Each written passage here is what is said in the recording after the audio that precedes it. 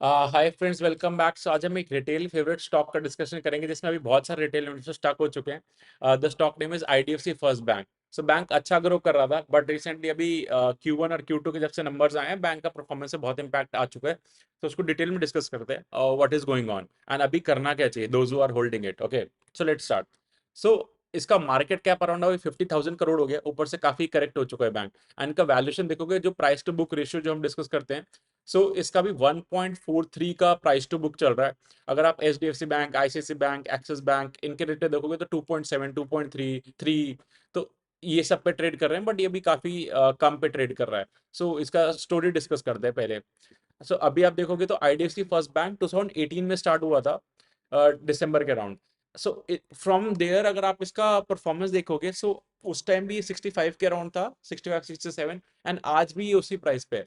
5 से 6 इयर्स में कंपनी का जीरो परफॉर्मेंस है, बट इन्होंने वर्क तो बहुत करा है, अ लॉट ऑफ थिंग्स इन्होंने डेवलप करा, वो डिस्कस करते हैं। बट स्टिल आज स्टॉक वहीं पे ट्रेड कर रहा है। बहुत बड़ा क्वेश्चन मार्क है कि हो क्या रहा है इसमें। IDFC फर्स्ट बैंक का पहले हिस्ट्री डिस्कस करते हैं। दिसंबर 2018 में स्टार्ट हुआ था।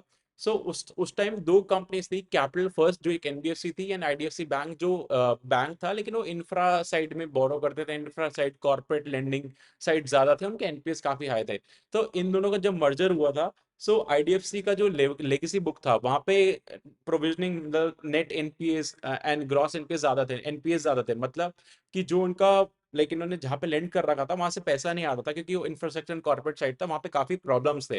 तो बैंक ने जब मर्जर के बाद डिसाइड करा कि हम अब रिटेल साइड से बोरो करेंगे, रिटेल साइड पे लेंड करेंगे। रिटेल साइड से बोरो करने से बेनिफिट ही होता है, आपको कॉस्ट ऑफ फंड्स कम रहता है, एंड अकॉर्डिंगली आप लेंड करते हो तो आपका टिकट साइज कम होता है। रिटेल साइड पे डिस्ट्रीब्यूटेड रिस्क डाइवर्सिफाई हो जाता है आपका, एंड उधर NPS जनरली कम है। सिमिलर स्टोरी ICICI बैंक ने प्ले करा था। ICICI बैंक पहले कॉर्पोरेट साइड डोमिनेट करता था, उनके बहुत इश्यूज हुए, उन्होंने रिटेल साइड पे फोकस करा।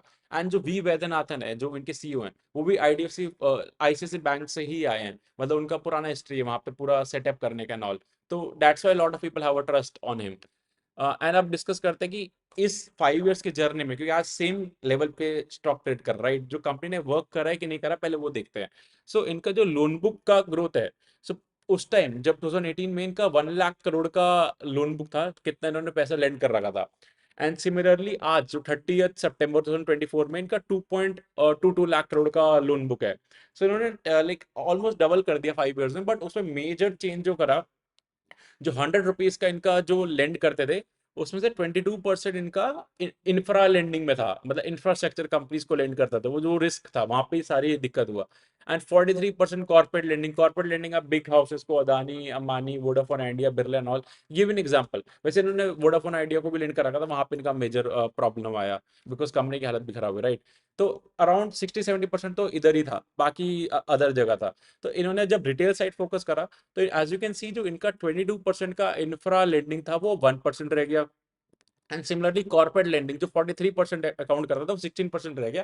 उन्होंने बाकी सेगमेंट्स, जो रिटेल सेगमेंट थे, उनको उनको अनलॉक करा। As you can see, retail mortgage lending 29% grew हुआ, और आज होल्ड करता है। 11% व्हीकल फाइनेंस, रूरल फाइनेंस। अपना पूरा फोकस डाइवर्सिफाई करा, एंड कॉर्पोरेट एंड इंफ्रा से अपना फोकस चेंज करा।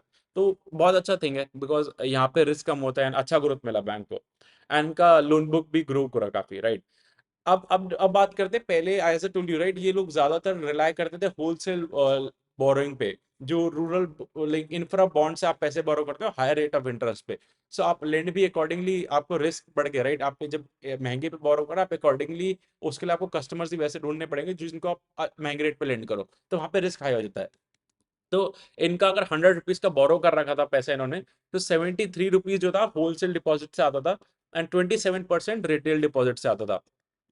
बट अब इन्होंने क्या करा, कंप्लीटली बुक 360 डिग्री आउट से टर्न कर गया सिचुएशन। अब इनका 80% रिटेल डिपॉजिट से आता है। रिटेल डिपॉजिट में क्या जाता है, करंट अकाउंट, सेविंग अकाउंट से जो पैसा आता है, FD से पैसा आता है, टर्म डिपॉजिट से पैसा आता है, एंड होलसेल में वही बॉन्ड्स एंड ऑल से जो आप बोरो करते हो। तो पहले जो 80-20 था, वो अब पूरा लाइक 80-20 चेंज हो गया। मतलब पहले 80% आपका ऑलमोस्ट यू कैन से कि होलसेल डिपॉजिट था, 20% रिटेल, अब पूरा कंप्लीट चेंज हो गया। बैंक ने अपना लेंडिंग साइड भी चेंज कर लिया पूरा 5 इयर्स में, एंड डिपॉजिट साइड भी चेंज कर लिया। Okay. As you can see इनका जो लास्ट फ्यू क्वार्टर से जो कस्टमर डिपॉजिट भी बढ़ रहा है एंड इनका लेंडिंग भी स्पीड बढ़ रहा है। एंड जो Kasa ratio, let me explain, ये इंपॉर्टेंट थिंग होता है हर बैंक के लिए। सो अगर आपने 100 रुपीज का डिपॉजिट लिया है, सो आपका कितना करंट अकाउंट और सेविंग अकाउंट में कितना मनी डिपॉजिट है वो आपको लो कॉस्ट में मिलता है। बिकॉज आप देखो करंट अकाउंट आपको 0 रेट ऑफ इंटरेस्ट मिलता है, सेविंग अकाउंट में 3-4% मिलता है, राइट, एनएफडी पे 7-8%। सो जितना आपका कासा से फंड आता है ना, तो आपको कॉस्ट ऑफ फंड्स कम लगता है, एंड आप अगर ज्यादा रेट पे लेंड करोगे तो आपको मार्जिन बढ़ते हैं। सो आईडीएफसी के केस में अराउंड ये 6.5% पे ऑन एन एवरेज इनका बोरिंग कॉस्ट है, एंड ये 13% पे ऑन एवरेज लेंड करते हैं, तो 6.5% का स्प्रेड रहता है। सो ऐसे वर्क करता है बैंक। सो जितना ज्यादा ये कासा रेशियो बढ़ेगा, पीपल, अगर आपका कासा बढ़ रहा है तो दैट मीन्स पीपल, जो लोग अपना current account saving account open करते हैं वो ट्रस्ट के बेसिस पे करता है। तभी एज यू किसी हर बैंक को कासा रेशियो अच्छे नहीं मिलते, क्योंकि people don't have trust. So आपका कासा बढ़ रहा है तो that means you are gaining trust in the market. Okay, and banking तो वेरी इंपॉर्टेंट ट्रस्ट का। इन्होंने 5 इयर्स में काफी सारे न्यू थिंग्स भी स्टार्ट करे। लाइक इन्होंने जो वेल्थ मैनेजमेंट का डिवीजन स्टार्ट करा, इन्होंने माइक्रो क्रेडिट स्टार्ट करा, फास्ट टैग्स में आ गए ये लोग, वेल्थ मैनेजमेंट ओपन करा, and a lot of things as you can see. इन्होंने prime home loan, tractor loan, education loan, ये सब पहले नहीं थे इनके, तो इधर भी एंटर करा। सो 5 इयर्स में कंप्लीटली अपना बैंक 360 डिग्री चेंज कर दिया, एज यू कैन सी। अभी हम प्रॉब्लम पे आते हैं कि अभी क्या प्रॉब्लम चल रहा है। So as you can see bank ने तो वर्क करा है, राइट। वी वैद्यनाथन जो सी है, उनका ट्रैक रिकॉर्ड भी अच्छा है, तो उन्होंने ही हैज वर्कड। ओके, अब आते हैं Q2 FY25 जो रिसेंट रिजल्ट है, जुलाई अगस्त सितंबर के क्वार्टर के, उसमें हुआ क्या। सो इनका जो डिपॉजिट ग्रोथ है वो 32.4% ईयर ऑन ईयर ग्रीव करा। सो डिपॉजिट बढ़े, एंड उसमें भी देखोगे आप रिटेल डिपॉजिट पे, टुल्लू की बैंक रिटेल डिपॉजिट फोकस करते हैं, तो 37% रिटेल डिपॉजिट। तो आपके ओवरऑल डिपॉजिट से ज्यादा पेज से रिटेल डिपॉजिट बढ़ रहा है, तो रिटेल डिपॉजिट का परसेंटेज आपके डिपॉजिट में इंक्रीज होगा, तो आपका कॉस्ट ऑफ फंड्स कम होगा। Now you can connect the dots, right. And similarly आप जो लेंडिंग है इनका, जो इन्होंने 21.5% इनका लाइक लोन बुक का ग्रो हुआ ईयर ऑन ईयर, ये इंडस्ट्री में काफी अच्छा है। जो अदर बैंक्स का आई विल कंपेयर, तब तब यू रियलाइज कि काफी अच्छा ग्रो कर रहा है। एंड सिमिलरली ये उनमें भी रिटेल साइड इनका 25% ग्रो करा, एंड कॉर्पोरेट साइड जो एक्सेप्ट नॉन इंफ्रा वो 20%। सो कॉर्पोरेट लाइक रिटेल साइड इनका फोकस है, बोरो रिटेल से करना है, लैंड भी रिटेल का करना। एंड जो माइक्रो फाइनेंस है, ये सबसे बड़ा पेन पॉइंट है इनका। इस पे मैं अलग से डिस्कस करता हूँ नेक्स्ट स्लाइड। ओके, यहाँ पे दिक्कत है। सो बाकी इनको क्रिसिल से भी रेटिंग अपग्रेड मिला, AAA का रेटिंग हो गया। सो जितना आपका रेटिंग अच्छा होता है उतना आपको कॉस्ट ऑफ फंड्स कम मिलता है, so which is a good thing. Okay, now आता है अब एक बैंक अर्न कैसे करता है। पहले आपको लेंड करा, राइट, मतलब पहले बोरो करा देन लेंड करा, तो आपको जब बोरो करता है तो आपको इंटरेस्ट पे करता है, एंड जब लेंड करता है तो इंटरेस्ट कलेक्ट करता है। सो इसको कहते हैं लाइक नेट इंटरेस्ट इनकम होता है, जिस रेट पे आपने आपने कलेक्ट करा पैसा बोरो करके, माइनस जिस रेट पे आपने पे करा, तो उतना मेरा मतलब इंटरेस्ट मैंने कमाया, राइट। बहुत सिंपल। उसके बाद फिर हमारा एक्सपेंसेस आता है जनरल, जो बैंक अपने मतलब अपने एम्प्लॉयज हैं, ब्रांचेस का है, जो बेसिक एक्सपेंडिचर होता है, तो वो आ जाता है। फिर ऑपरेटिंग इनकम आ जाता है, देन आप प्रोविजन कर सकते। प्रोविजन क्या होता है, जहाँ पे आपको लगता है पैसा वापस नहीं आएगा, उसके लिए आप अकाउंट करते हो। सो इनका अभी लाइक इन्होंने जो प्रोविजन करा वो 1700 करोड़ का करा। सो इन्होंने काफी ज्यादा प्रोविजनिंग कर दिया। दो रीजन हुए इनका। जो 100 रुपीज का जो लेंडिंग का बुक है ना, उसमें 6% जो है माइक्रो माइक्रो फाइनेंस से आता है। माइक्रो फाइनेंस क्या होता है, जो आप लाइक 50,000 1 लाख टाइप के लोन देते हो, जो गाँव में जाके Tier 5-6 सिटीज में छोटे छोटे जो पंचर वाला, साइकिल वाला, नॉल को अगर आप लोन दे रहे हो, मतलब जस्ट एग्जैक्ट डेफिनेशन नहीं है, जस्ट गिविंग कंटेक्स्ट, तो वहां पे दिक्कत चल रहा है। and ये अभी से नहीं, जैन से इन्होंने इंडिकेट तो स्टार्ट कर दिया था कि वहां पे दिक्कत चल रहा है, बट इन्होंने लाइक जो लास्ट कॉन कॉल था मैनेजमेंट का, दे सेड कि हमें लग रहा है कि हमारा काफी प्रोविजनिंग कर दिया, लास्ट टाइम भी प्रोविजन करा था, अब शायद दिक्कत नहीं आएगा। तो पीपल आर एक्सपेक्टिंग कि ठीक है, हो गया सॉल्व। बट इस बार फिर से क्या हुआ, इन्होंने मतलब लाइक एक्चुअली क्या होता है कि अगर आपका 90 डेज तक पैसा नहीं आता, तब आपका एनपीए डिक्लेयर होता है, देन आप उसको प्रोविजन करते हो, देन आप उसको अकाउंट करते हो, शायद नहीं आएगा पैसा। बट इनको अब असेस हो गया कि प्रॉब्लम है इस बुक में, तो इन्होंने अपने एंड से लाइक एक एज अ बैकअप, और you can say as a first move, अपने एंड से इन्होंने प्रोविजनिंग कर दिया काफी सारा। सो यू कैन सी जो इन्होंने माइक्रो फाइनेंस बुक में 315 करोड़ का प्रोविजन कर दिया। मतलब इन्होंने देखा कि जो 30 to 60 और 60 to 90 डेज से लोग पैसा नहीं दे रहे, उन सबको अभी हम काफी बुक को मान रहे हैं कि वहां पे डिफॉल्ट हो सकता है, तो उसको इन्होंने प्रोविजन कर दिया। क्योंकि 99% जो 30 to 60 और 60 to 90 डेज से पैसे दे रहे थे, जो 2.5% ऑफ द एंटायर पोर्टफोलियो था, उसको इन्होंने प्रोविजन कर दिया। तो that's a thing. And second is इन्होंने इनका एक मुंबई में जिनको इन्होंने लेंड कर रखा था, एक टोल जो रोड ओन करते हैं, इंफ्रा प्रोजेक्ट में इनका लोन वगैरह, राइट। तो वहां पे क्या हुआ, अभी गवर्नमेंट ने अनाउंस कर दिया कि उस टोल पे कलेक्ट नहीं कर सकते आप चार्जेस, मतलब जो टोल टोल कलेक्ट करते हैं तो अभी नहीं कर सकते। सो जो इनका जो जो जो लेंडर था, मतलब जिसको इन्होंने लेंड कर रखा था पैसा, उसने अपना वो बोल दिया कि अब मेरे पास पैसे नहीं है, declare like bankruptcy and all.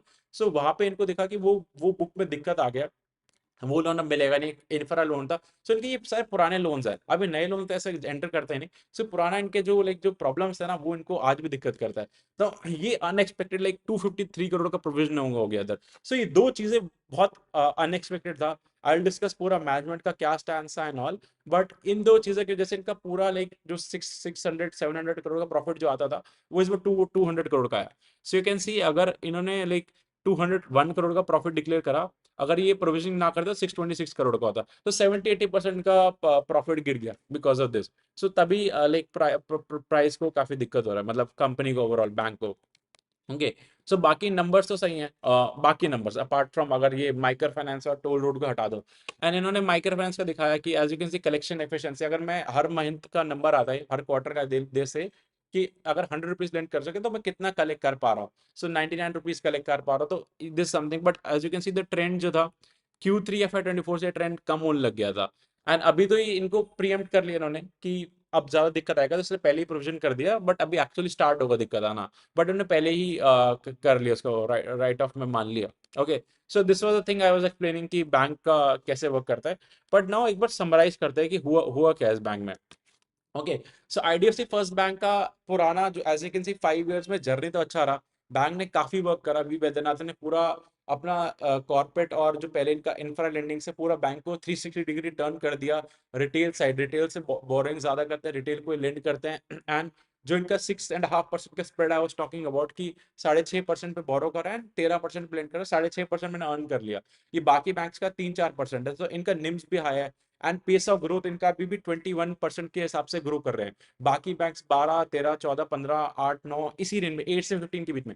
सो ये जो बड़े बैंक्स है उसमें फास्टेस्ट पेस से ग्रो करता है। तो अभी इनका प्रॉब्लम क्या हुआ, इनका जो अभी आप इंडसइंड बैंक का भी एक्सपोजर देखोगे, इंडसइंड बैंक का भी अभी स्टॉक ऑन फ्राइडे 20% टैंक करा, बिकॉज उनका भी सेम इशू था माइक्रो फाइनेंस का। एंड इकोनॉमी में काफी इशू चल रहे हैं बैंकिंग एंड ऑल में। बट स्टिल इनका 6% का जो एक्सपोजर था बुक में, वो इनको प्रॉब्लम दे रहा था। लास्ट कॉन कॉल में बोला था कि वही हमने उसका काफी प्रोविजन कर दिया, बट इस बार सरप्राइज ने फिर से थोड़ा उसका प्रोविजन करा, राइट।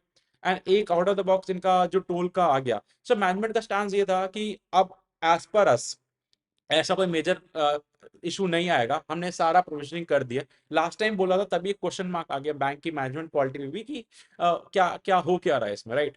तो अभी क्या था कि management said it's you need to give a management a benefit of doubt, कि जो बोला है लाइक एक बार फिर से ट्रस्ट करने के लिए, कि अगर जो बोला है कि बाकी सब चीजें ठीक है, तो you can trust the management, right. क्योंकि अगर इनका क्रेडिट कार्ड का देखोगे, ये जितने वर्टिकल्स हैं वहां पे सब कुछ एनपीएस अंडर कंट्रोल है। बैंक का काम क्या होता है, लेंड करना एंड अकॉर्डिंग कलेक्ट करना, डिफॉल्ट नहीं होना चाहिए पैसे पे, यही मेन बिजनेस है।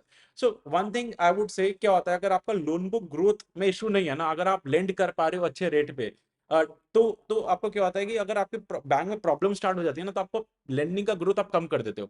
मतलब आपको दिख रहा है मेरा पुराना मनी ही रिकवर नहीं हो रहा, तो मैं आगे लेंड क्यों करूंगा। बट स्टिल उन्होंने गाइड करा 20-25% से हम लेंड करते रहेंगे, कोई दिक्कत नहीं है। बैंक बहुत अच्छा चल रहा है। ये वाले बुक में माइक्रो फाइनेंस में दिक्कत आया था, हमने इसका भी काफी प्रोविजन कर दिया।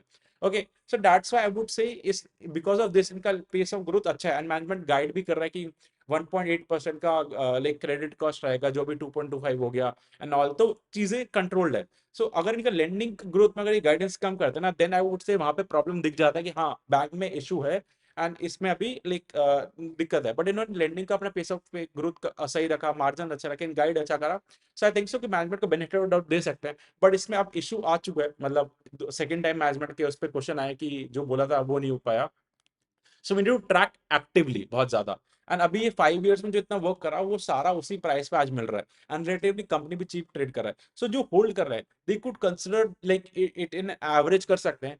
लाइक जो फ्रेश एंट्री की लाइववुड से स्टिल इसको देखते हैं, प्रोग्रेस करते हैं, कैसा कैसा परफॉर्म करता है bank, right. Like every quarter improvement दिख रहा है, क्योंकि बैंक्स में काफी लेवरेज बिजनेस होता है, तो हाई रिस्क होता है उसमें, राइट। अगर आपके कुछ मिस्टेक्स, अगर लाइक एनपीएस बढ़ने लग जाते हैं, तो बैंक्स पूरा goes for a toss. So that's a thing. And अभी इनका लाइक एज सोल्ड कि वहीं पे बिल्कुल ट्रेड कर रहा है, अभी मार्केट ओपन है, like you can C like ये बिल्कुल वहीं पे आज ट्रेड कर रहा है जहां से स्टार्ट हुआ था, बट इतना ट्रांजेक्शन कर लिया बैंक ने, right? So that was it. I hope काफी क्लैरिटी मिला होगा, lot of question have been answered, okay? And still if you have any questions let me know, will answer. And as you all know, recommendation तो होता ही नहीं है, right? Do your own analysis और consult your financial advisor before taking any call, and let me know about your question. Thank you.